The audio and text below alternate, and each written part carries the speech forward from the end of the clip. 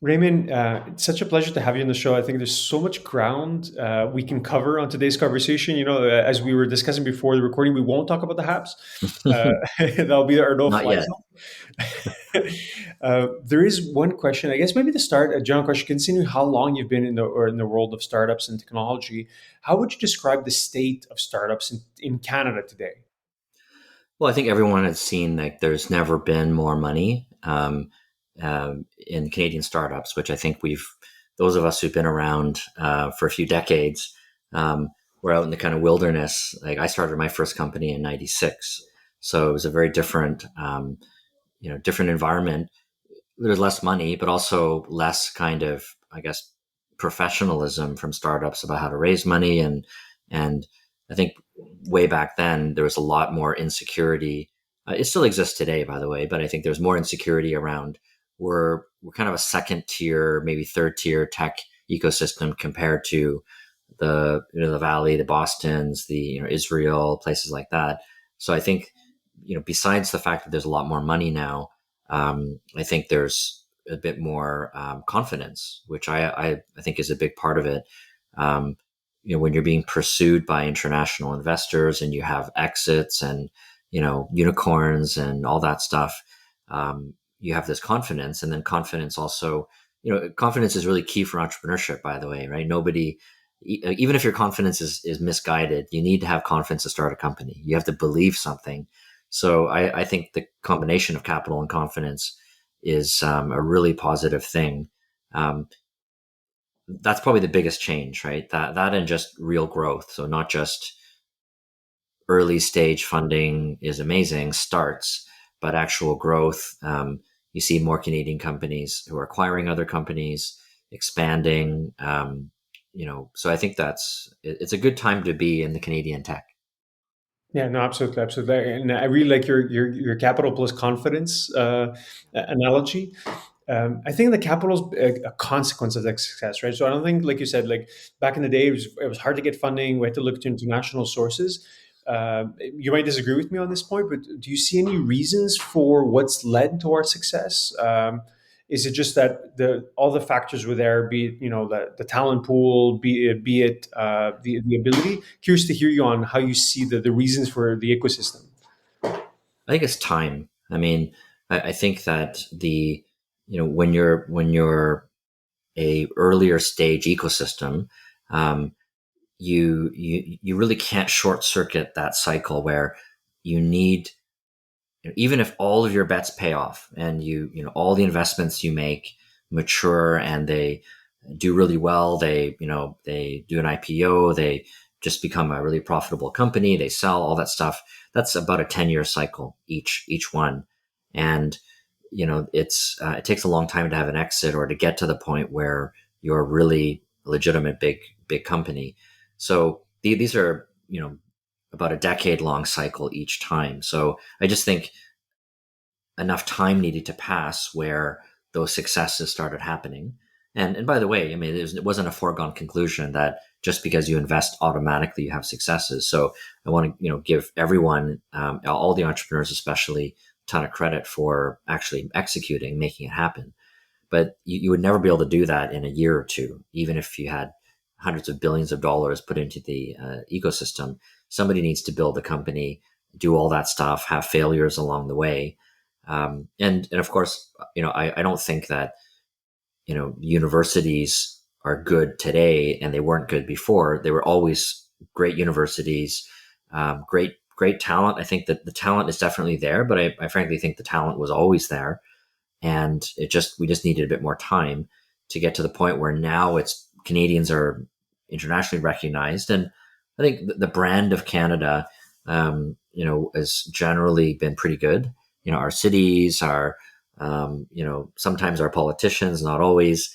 Um, I think the Raptors, whatever it is, like the Canada has been.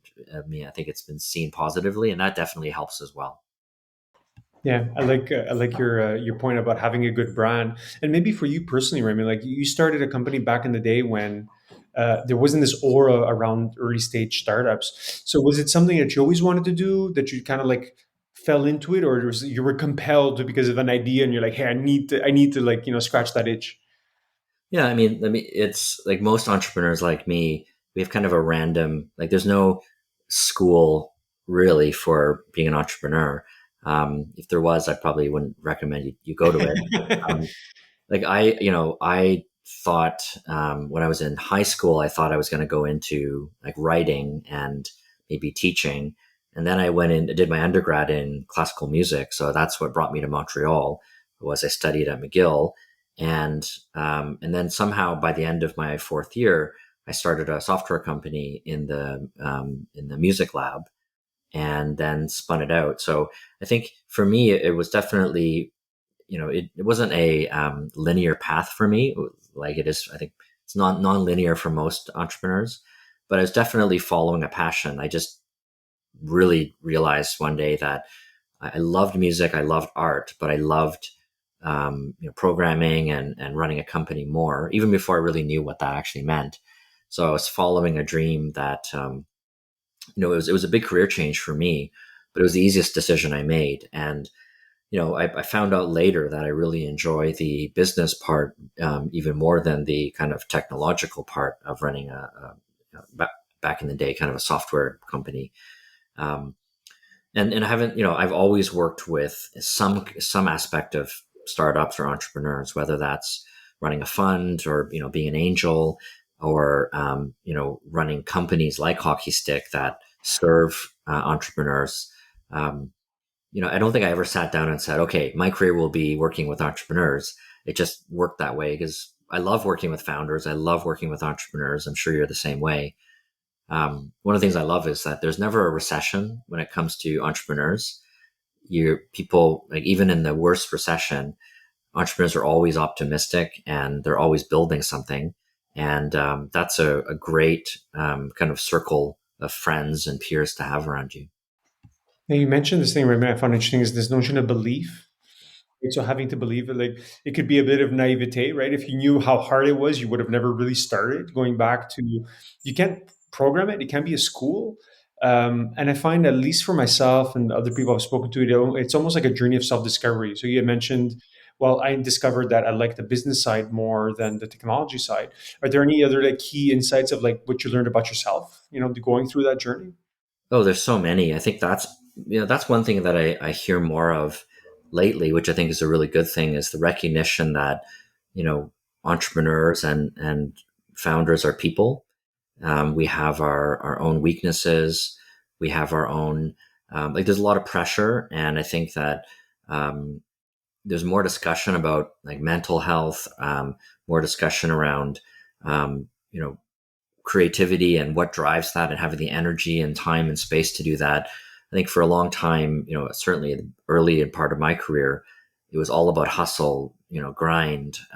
That's how I was kind of brought up as an entrepreneur was, when in doubt, just work harder. And, I think it took me a long time to, I still forget that lesson often, but it took me a long time to think, wait a minute, your your most important job as a CEO or a founder is your judgment. So that decision not to do something may take you 5 seconds to make that decision, but you won't be able to make the right decision if you didn't have time and space. And it's probably not going to be after 18 hours staring at your computer. So I think that's something that, just for myself personally, I appreciate more, is making sure you've got the headspace to make those decisions. Because usually, if you skip the decision making part, you think, why am I, like, a year later, why am I doing this?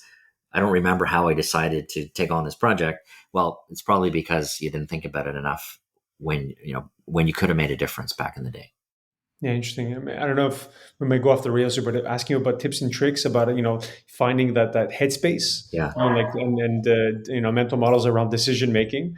But I'd be curious to hear if Yeah. you have any hacks, just considering how long you've been in the space. I'm sure your Sure. Yeah, attention I do. is. I mean, like, one thing I do that I'm sure, you'll lose all of your listeners is, I turn off all of my notifications. So on my phone, like, I think if you call me, I think I'm going to see it. Like, the phone's going to ring, right? So that's my notification. But, um, all of my apps, Slack, Gmail, Google Calendar, everything, I have zero notifications on my desktop, on my phone. and I don't have an Apple Watch. So what I do is when that protects my headspace from being interrupted, and when I choose to, when it's now my time to look at Slack or email, I look at it. So it's totally the opposite of what big tech has us kind of addicted to, is this cycle of completely useless cycle of like, why do I need to be notified of something? I completely do not understand people with Apple Watches, by the way. It's, why do I need to be constantly looking at my phone to kind of dismiss Slack notifications, which are FYI to begin with? It's a complete waste of time. So I think that alone, the reduction of noise for me, gives me control of my schedule and headspace to breathe, to think.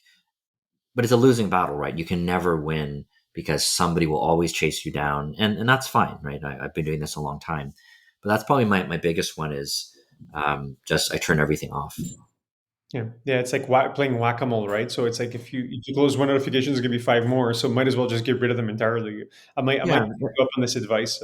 like I mean, I've been a Twitter user for 13 years, right? So I've joined a lot of these platforms early. I had the BlackBerry with the little tiny flashing light, but I think we all need to understand that this is a kind of dopamine cycle that, which is no judgment, but this is something that has been created to get us to keep clicking.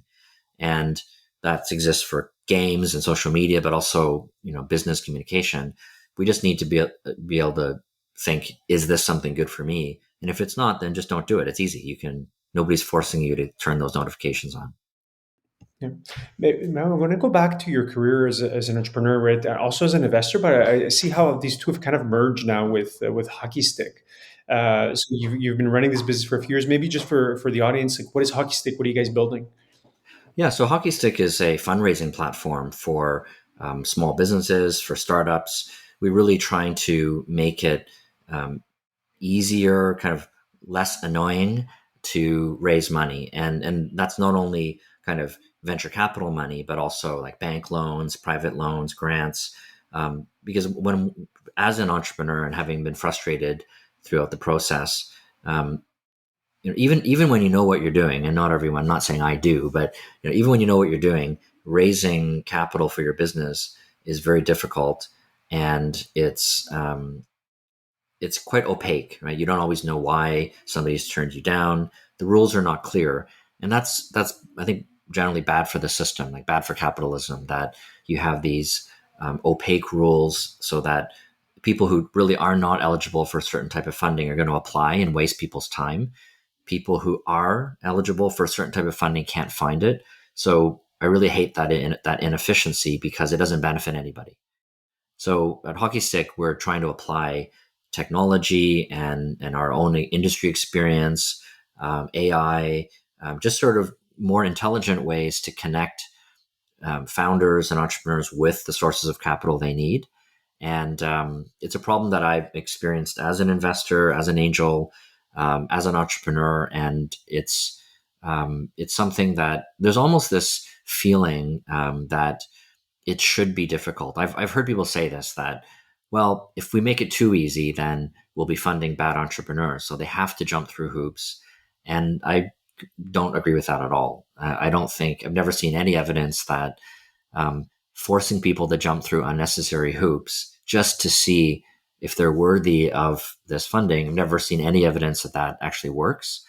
And it can really kill the company, because you don't have a department full of finance heads doing this for you. It's usually the CEO or one of the founding groups. So that, you know, month of time or 12 hours of time, the opportunity cost of that is extremely high. It could literally kill the company, or, that time could have been used to close a major sale, hire a new employee, do something really valuable. Fundraising is valuable, but, hopefully the purpose of the company is not to raise money. It's to build something awesome, disrupt a market, do something like that, build shareholder value. Yeah. So if you would you is it an analogy for your business, is it like a marketplace where you connect startups that are looking for capital with the appropriate type of capital, like the right funders, but using technology to help identify? Is that a good analogy? Yeah, I'd say like we sometimes call it like dating. So I'm not sure you want to call dating a marketplace, but the it's the model we've had is that, like dating, or in this theoretical great dating app, um, it's you want to match people together who have a chance of wanting to be together, right, for whatever reason. So in our case, it's what we don't want to do is give, let's say, an entrepreneur a list of 1,000 funders and say, great, go at it, and spam them, and because there's products that do that, and it's like a phone book. But it's what we're trying to do instead is when people join our platform, we get to know them, through the platform. We ask them questions. We look at their pitch decks. We do a lot, and we do that in order to get a data set that allows us to say, based on where you are as a company and your industry or preferences, we're going to match you with certain investors, certain types of investors, and within that type, certain people, let's say, who are interested in AI companies. And we do the same thing with the investors. So when we onboard them, we get to know them. We try to figure out what they invest in, and so what it means is we're really reducing the set of the set of matches to as small a number as possible. It could be one, right? In the entire database, you can only match with one person. But if it's if it's the love of your life and it's a dating platform, then that's great. You don't necessarily need 100.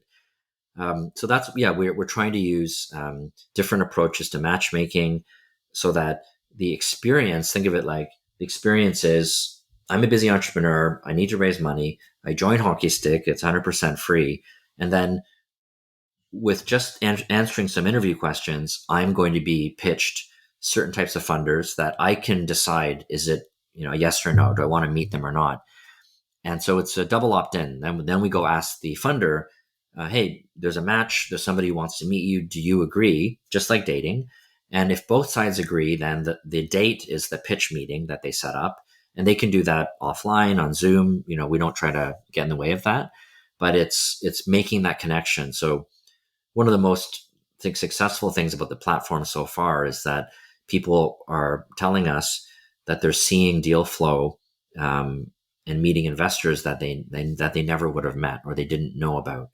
So that's been really gratifying, especially because we started this product in 2020, right when the pandemic hit, and it wasn't so certain that funding wasn't going to dry up because people couldn't meet in person. Yeah, and it goes back to your point. I think you mentioned this abundance of capital and helping reduce or I should say, increase the signal to noise ratio, right? So there's so Yes. many different sources. I imagine for an entrepreneur today starting out, there's so many different funds, micro funds, like angels, rolling funds, that I'm sure it could get pretty daunting. Yeah. So helping, be that curated dating website. Yeah. Maybe it's, Well, it's a really horrible analogy. So and my no, but keep in mind that, like, I've still, in the grand scheme of things, a very small fraction of companies get venture funding. So I think it's, although there's a lot more money, which is fantastic. The reality is that most companies will never get venture funding. Most companies don't need venture funding.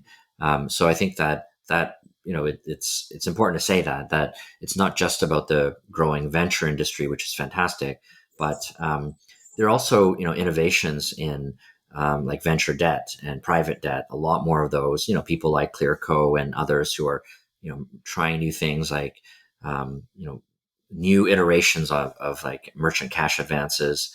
You've got fintech kind of lenders and e-banks and those things like that. So there's some great disruption happening everywhere. But you're right. Like, what we're trying to do is um, really reduce the search costs. So if we can do that, we're saving time. We're increasing the amount of capital. And when you think about it, like, it's not really. It's surprising that nobody else has done this before, because if you go back 10 years and you were trying to raise money, but you didn't know whether, are you a VC company, are you an angel company, are you a lendable company, should you get grants, there's very few people who can help you navigate all of those things. So you have no choice but to kind of learn it yourself. So while you're learning that, what aren't you doing? And maybe you're not a financially, like you don't have a head for numbers, or you're not a finance expert, you're not necessarily going to make the right decisions.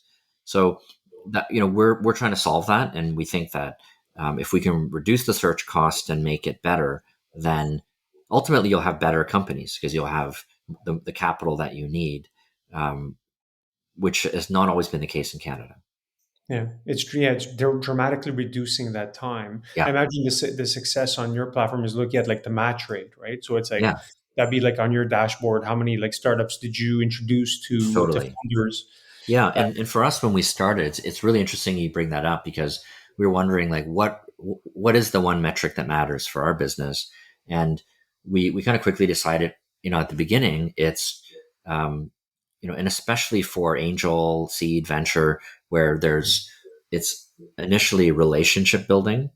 Um, it's the first meetings, like the number of first meetings that happen successfully. That's still one of our most important metrics because there's not always a deal to be done when somebody meets an investor maybe, but that investor might want to get to know you, put you on their radar, so that in 18 months when you're raising your you've got that relationship. So that is really valuable, especially for Canadian companies who don't have networks outside of Canada, or because of travel restrictions can't go to those conferences anymore.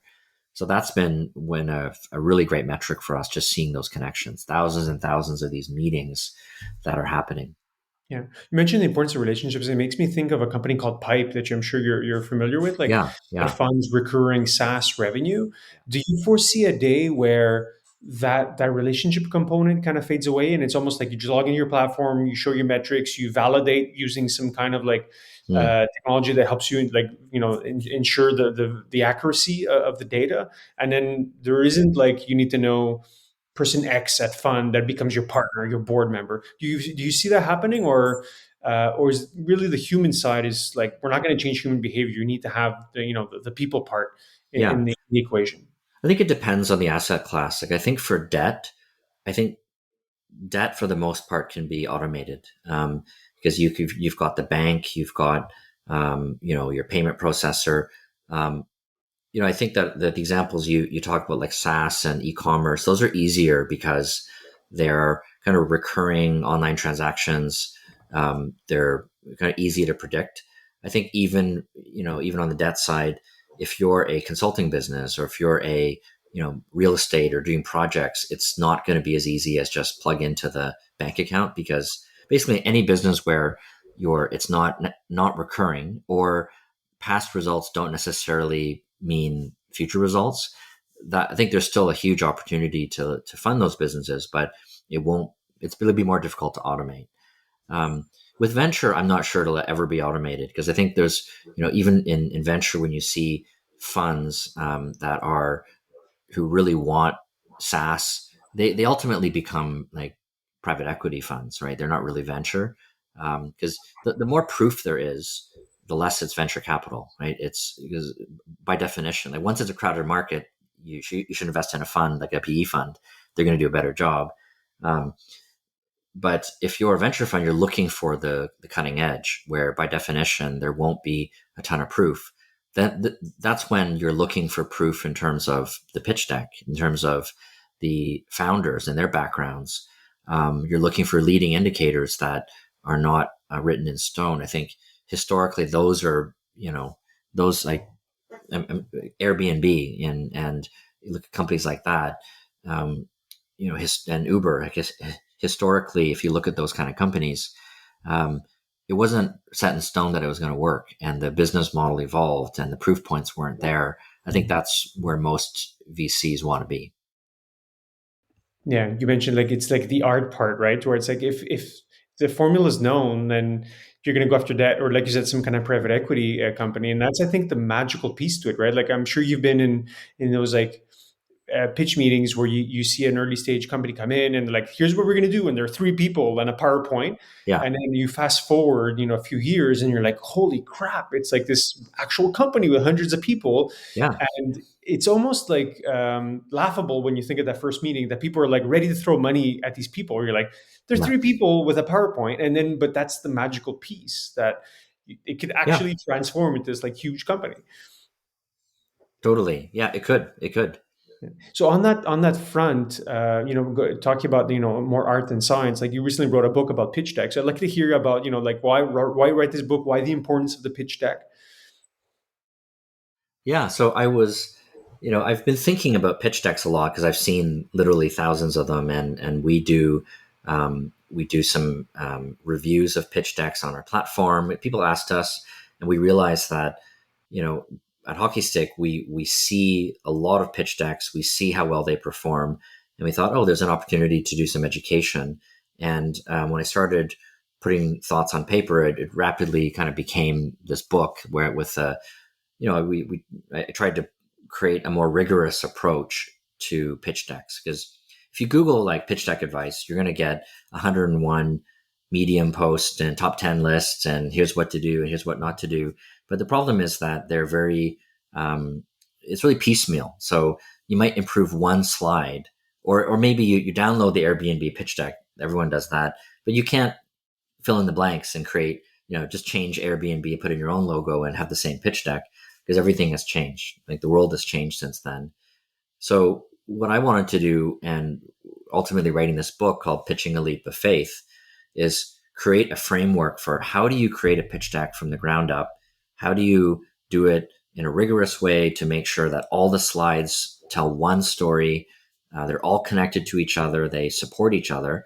And how do you avoid common mistakes? So what I've done and tried to do in the book is lay out this kind of approach that helps an entrepreneur create the deck without necessarily having to get a lot of outside advice. It's more self-assessment, and I think that the audience for that is anyone who's pitching. So it doesn't have to be for venture capital. It could be for angels. It could be you're pitching your business plan to your bank.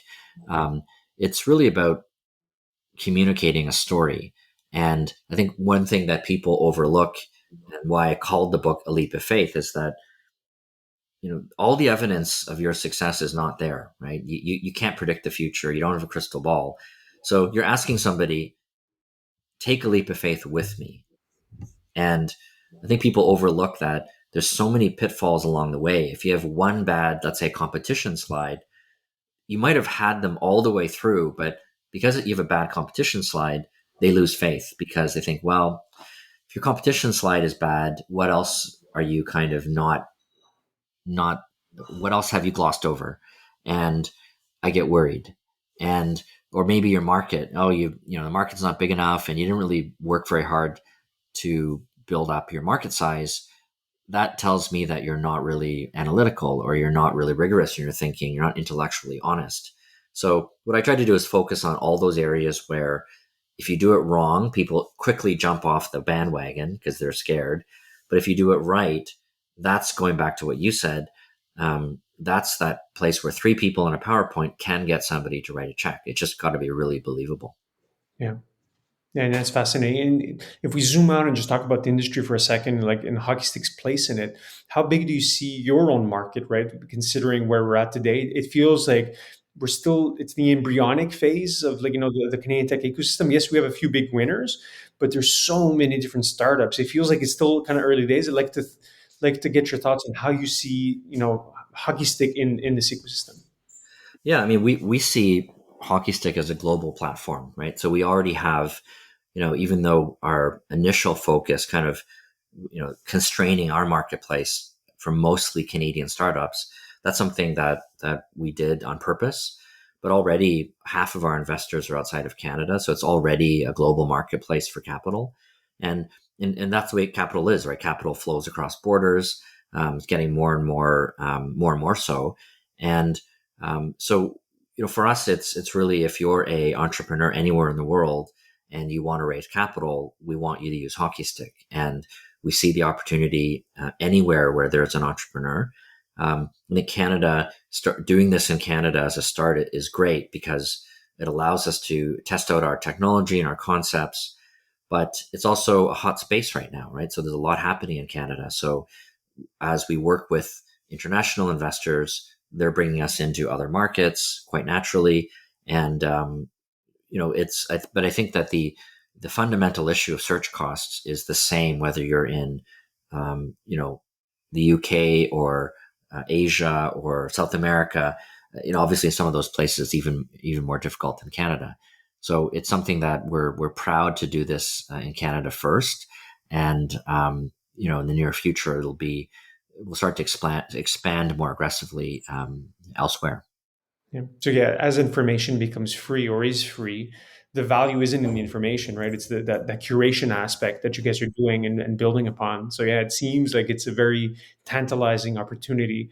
Yeah, yeah, and that's been I mean, like you hit upon something interesting that I don't know if the information that would allow somebody to fundraise more easily, I don't know if it'll ever be free, both in the sense of like free as in beer and free as in liberty. Because there's, for some reason, like in the private markets, there's this culture of secrecy still. And some investors don't actually disclose deals that they do still, but for some bizarre reason. And so if you look at a market like the UK, where they've got something called Companies House, where private companies have to disclose a lot more about themselves, their ownership, even their revenue, their financial statements. There's a floor, but like above, let's say, $1 million in revenue, your private financial statements are public, and that's for the benefit of the ecosystem and society, creditors, investors. But here, that would be, people would just laugh you out of the pavilion if you said that. But in many places in Europe and around the world, that is the case. And I just bring that up because it's an illustration of how we still have a long way to go in terms of getting that information out there freely. It's still this feeling like, well, I don't have to disclose this, so why would I? But I think obviously we're very much on the side of better data, open data, and we're trying to work around that kind of the closed nature of that. But it's a bit of human nature. I think that as long as there's the word private in private markets, people will still be a little bit secret. Maybe we should just change the branding and call it open markets instead, and then we'll see. Well, it's interesting how you position the venture capital as an asset class, and I'd be remiss not to ask you about how you see it unfolding. There's so much ink being spilled today about like how venture is changing, and there's all the different types of venture, like venture debt, and also just the world of crypto. Curious as to like what trend are you most keen of all the different trends that are being spoken about. The one that you think is like, oh, this is actually really interesting. It has a real Hmm. transformative potential. Yeah, I think one that I have been tracking because I've played in this space is kind of like the venture studio model. I started, it wasn't called Venture Studio then, but it was a co-creation studio and fund called Year One Labs, which I started with a few other founders in Montreal about 10 years ago. And we basically invested in companies pre-idea. So we would just identify great founders and co-founders, work with them on ideas, kind of work alongside them to build up companies and then spin them out, help them get funded. And it was a very successful fund. We just exited out of the fund. I see more people doing that now, like the Highline, Highline Betas in Canada. Mantella has been doing it, very for a long time. There's Bat House Ventures out in Vancouver that does it, and a few more. So I think that's a really interesting trend of understanding that the value add, kind of the smart money part of it, and making that front and center. You also see this, like even with Andreessen Horowitz, and you see the big funds kind of approaching it from a different approach, but arriving at the same place of adding more services and essentially becoming service firms where, along with the capital, it's not just I say it's smart money because it's Mark Andreessen, but we actually have an entire staff of recruiters, AI specialists, marketers, demand lead generation, content people, and world experts, and that's what you're tapping into when you get an investment from this particular firm. It's really around the service. What is actually venture capital? I'm really interested in that because I think that at the early stage, that kind of human intervention, that kind of formative setting the DNA of the company has a lot of positive outcomes, more than kind of financial structures and crypto and things like that. I'm less interested in that. Probably Yeah. too, I'm just saying that because I didn't buy Bitcoin like 10 years ago. So. Yeah, it's the way you bring it up is there's more transformative potential, right? Like a good strategic insight from a key person can really change the trajectory of the company at that stage, right? Absolutely. Yeah. I mean, that's a whole topic of like, how do you find good people? Um, but I think that, I do believe, and not just with venture, right? I think there's a lot of consultants, there's a lot of lenders, the bankers, people who want to help, right? So they see that this is a great market, they want to help, whether it's making connections, giving advice. So I think that's people are recognizing the value. The hard part, and something that I also cover in my book, is you're going to get 100 pieces of advice, and 50 of the 50% of the advice will conflict with the other 50%, and that's just part of being an entrepreneur. Is there's no It's not scientific in a sense. You're not going to find one person to say, here's the answer, here it is, and that's it. You're going to get five people who are yelling at each other and saying, no, that's the worst advice I've ever heard. And your job is to kind of unpack that, and that's part of the learning experience. That the more you do it, the more you build up that judgment. Yeah. Raymond, I think we could probably chat for another hour and pick your brain for a few more, but I want to be respectful of your time. Maybe a final question for you is if people want to reach out, connect, learn more about what you guys are building at Hockeystick. Yeah. So, I mean, Hockeystick, if you're an entrepreneur, Hockeystick is hockeystick.co. You can sign up for free and you'll get access to all of our content and matchmaking platform. If you're a fund, you can reach out to me as well. Probably the best way to connect is on LinkedIn. I'm just Raymond Luk at LinkedIn. I accept almost all, I'm not going to say all LinkedIn requests. Some of them are pretty dicey, but anyone listening to your show, I'm sure, does not fall into that category. So yeah, LinkedIn's probably the easiest way, and I also post quite a lot of content there now too. Awesome, Raymond. Thank you so much. This has been a great conversation. I've taken away a bunch of insights, so I really want to thank you for your time. Great, I enjoyed that. Hope you've got some great other shows coming up, and I'm looking forward to listening to them. Okay, thanks again. All right, take care.